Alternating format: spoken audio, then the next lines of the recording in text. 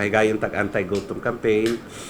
We want to elevate Anti-gutom campaign o kampanya batok sa kagutom. Mao kini ang buot ipalanog sa kanhi konsehal Alvin Dizon kinsa buot magpapili usab sa susamang pwesto so maabot nga midterm elections. May sentro sa food security ang mga plano ni Dizon alang sa dakbayan sa Sugbo kung siya mabalik pag-usab sa konseho.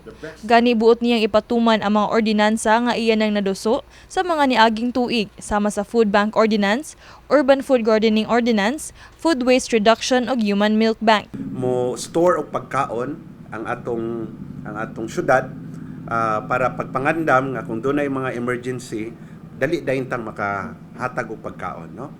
Kung dunay mga katalagman nga mahitabo sa atong syudad. Ang Cebu City is a city of contradiction ba. Progresibo ta, daghan ta kwarta, ang atong budget every year bilyones na, pero daghan kay tag mga residente sa atong dakbayan nga nagpuyo below the poverty threshold.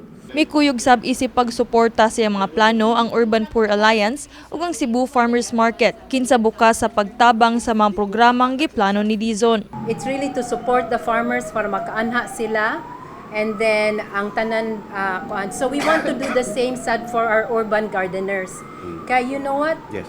Dako jud kayo ang ilang produce. Ma-surprise ta how much can grow in 100 square meter nga empty lot. Kumukugi lang yun ang mga farmers o mga gardeners. Ang concerned citizen nga si Noel Simbahon mipadayag nga kinahanglang maimplementar na gyud ang mga nasugdang ordinansa sa kanhi konsehal. Ang ako yung panawagan no sa mga Cebuanos, especially sa North, nga atong ibalik si Alvin aron ato yuning seryosong ma-implement kaning iyang nasugdan no. Kay sa ako nang giingon kaganiha 2 years from now there will be, according sa mga expert ni no sa lain-lain nga mga kuan o sa mga farmers mismo, kay sila mo indirectly ma-affected kung dunay extreme conditions no. Gani nagkanayon si Dizon nga wala kini gihimong prioridad sa kagamhanan, hinungdan nga wala kini napatuman.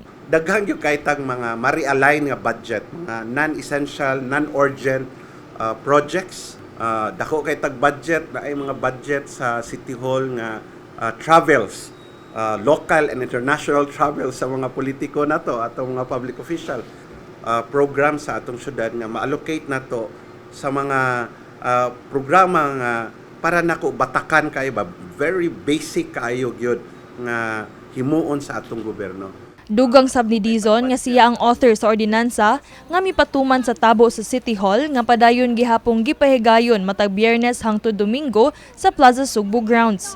Ang mag-uuma nga si Janet Codilla gikan sa Barangay Tabunan ning saysay nga pila ni siya katuig nga nakabenepisyo ni ining maong programa sa Cebu City Government. Dako kay katabang ma'am sa programang ko sa agriculture namo.